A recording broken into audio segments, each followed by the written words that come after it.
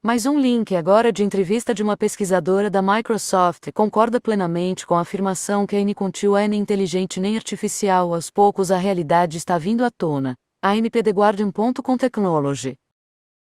Kate Crawford da Microsoft. A IA não é artificial nem inteligente. O pesquisador de IA sobre como os recursos naturais e o trabalho humano impulsionam o aprendizado de máquina e os estereótipos regressivos que são incorporados em seus algoritmos. Kate Crawford estuda as implicações sociais e políticas da inteligência artificial.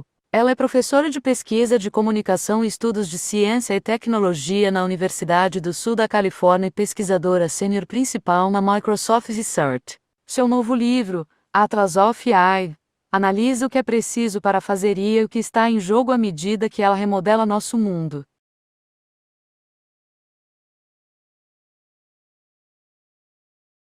Maior rigor e responsabilidade em torno de como os conjuntos de dados de treinamento são construídos.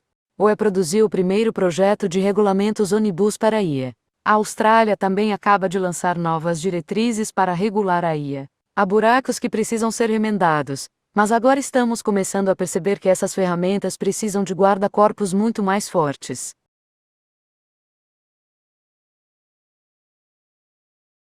Um elemento-chave é garantir que os pesquisadores da indústria possam publicar sem interferência corporativa e promover a mesma liberdade acadêmica que as universidades buscam fornecer. O que você quer dizer quando diz que precisamos nos concentrar menos na ética da IA e mais no poder? A ética é necessária, mas não suficiente. Mais úteis são perguntas como quem se beneficia e quem é prejudicado por este sistema de IA? E isso coloca o poder nas mãos dos já poderosos? O que vemos uma e outra vez do reconhecimento facial ao rastreamento e vigilância nos locais de trabalho é que esses sistemas estão capacitando instituições já poderosas, corporações, militares e polícia. Você desmascara o uso da IA para reconhecimento de emoções, mas trabalha para uma empresa que vende tecnologia de reconhecimento de emoções de IA. A IA deve ser usada para a detecção de emoções? A ideia de que você pode ver pelo rosto de alguém o que eles estão sentindo é profundamente falha. Eu não acho que isso seja possível. Argumentei que é um dos domínios mais urgentemente necessários para a regulamentação. A maioria dos sistemas de reconhecimento de emoções hoje é baseada em uma linha de pensamento em psicologia desenvolvida na década de 1970, mais notavelmente por Paul Ekman, que diz que existem 6 emoções universais que todos nós mostramos em nossos rostos que podem ser lidas usando as técnicas certas. Mas desde o início houve resistência e trabalhos mais recentes mostram que não há correlação confiável entre expressões no rosto do que estamos realmente sentindo. E no entanto, temos empresas de tecnologia dizendo que as emoções podem ser extraídas simplesmente olhando para o vídeo dos rostos das pessoas. Estamos até vendo isso embutido em sistemas de software de carro.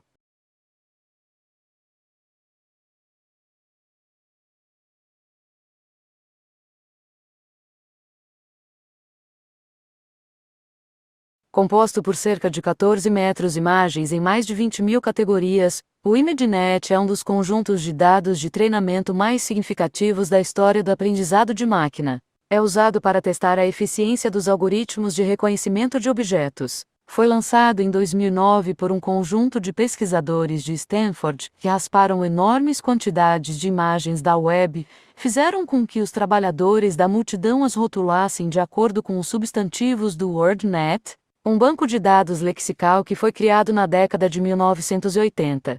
A partir de 2017, fiz um projeto com o artista Trevor Paglen para ver como as pessoas estavam sendo rotuladas.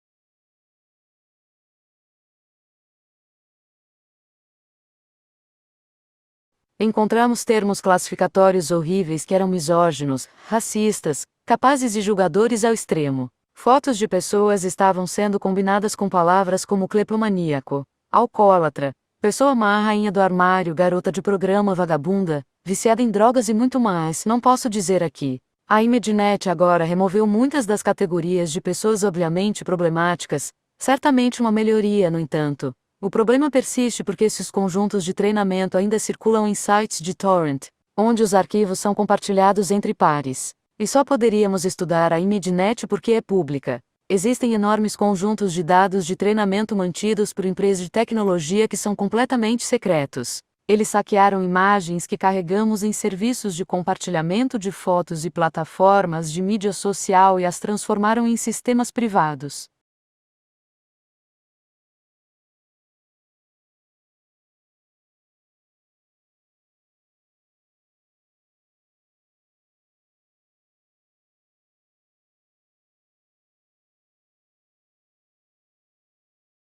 Os sistemas podem parecer automatizados, mas quando tiramos a cortina, vemos grandes quantidades de mão de obra mal remunerada, desde o trabalho da multidão categorizando dados até o trabalho interminável de embaralhar caixas da Amazon.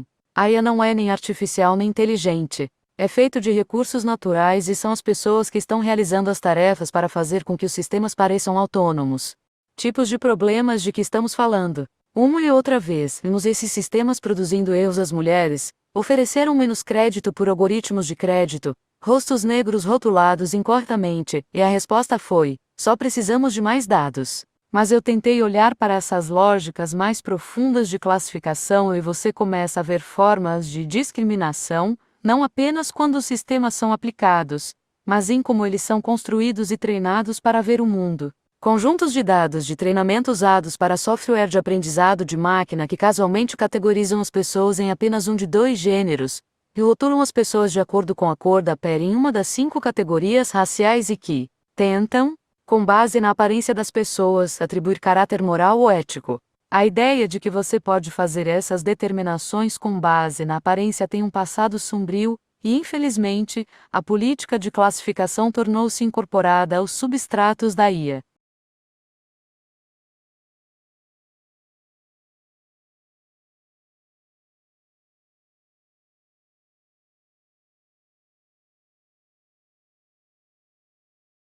Arquivo morto. 5 suspeitos no caso Marielle foram assassinados desde 2018. Mortes implicam diretamente nas investigações, afirma a polícia.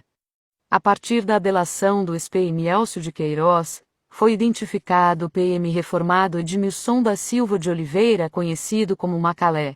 Ele teria sido intermediário na contratação de Rony Lessa para a execução do crime. Macalé foi morto a tiros em 6 de novembro de 2021. Publicidade. De acordo com as informações do jornal o Globo, para a Polícia Federal a morte de Macalé teria implicado significantemente na garantia da execução da lei quanto à colheita de novas evidências. Segundo a delação de Queiroz, Macalé, Lessa e o ex-sargento do Corpo de Bombeiros, Maxwell Simões Correia, o Suel vigiavam os passos de Marielle desde os últimos meses de 2017.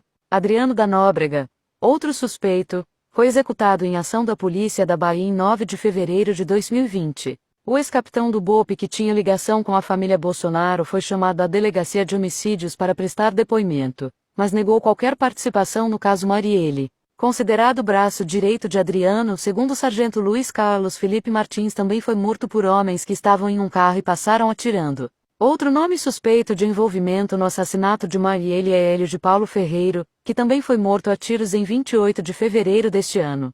Lucas do Prado Nascimento da Silva, também suspeito de envolvimento no caso, foi morto menos de um mês após o crime. Conhecido como Todinho, entrou para a investigação por supostamente ter participado da clonagem do cobalto prata usado na execução.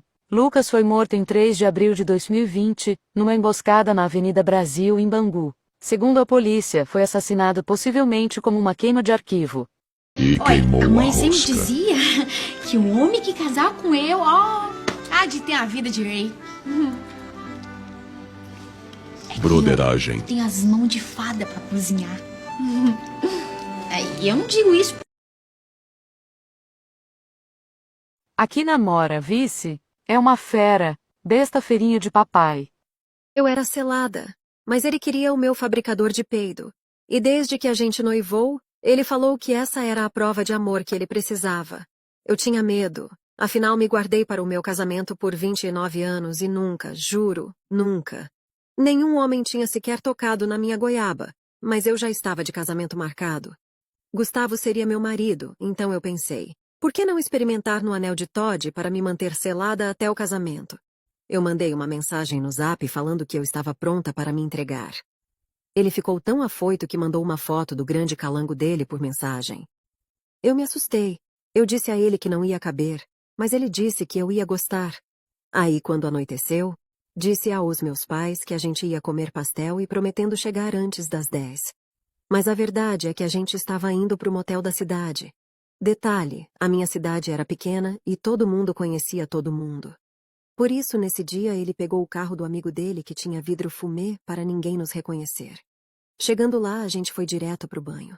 Ele foi para trás de mim e começou a passar o dedo no meu bozó, e na hora foi me dando uma vontade de peidar enorme, mas eu prendi, e a vontade passou. Fomos para a cama, ele pegou um gel gelado e colocou lá. Quando eu já estava relaxando, veio de novo a vontade de peidar, mas de novo eu segurei. Mas aí ele percebeu que algo estava estranho. Na hora eu disse que era nervoso, aí eu deitei de lado e ele foi. Uma dor insuportável. Parecia que eu não ia aguentar, até que foi. Quando eu estava começando a gostar. Parte 2 nos comentários.